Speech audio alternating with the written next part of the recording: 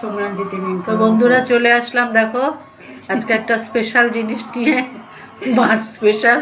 কি খুশি তোমরা বলো তো দেখে এটা কি জিনিস। তেল দিয়ে দিলাম। নিম পাতা হ্যাঁ, সংক্রান্তির খাওয়া। সংক্রান্তির খাওয়া। সংক্রান্তি আমিও একটু নিলাম, ভালোই লাগে। কিরম, খুব তিতা? হ্যাঁ, খুব তিতা না এখনো দিতে লাগে না, আগে লাগতো। হ্যাঁ, তো চলো।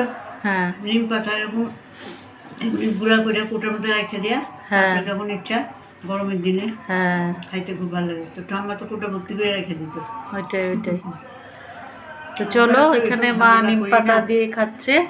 আর আছে এই যে এখানে মুগ পটল তরকারি, আর আমার আছে এখানে কাতল মাছের পেটির ঝোল। তো চলো খেয়ে নিই।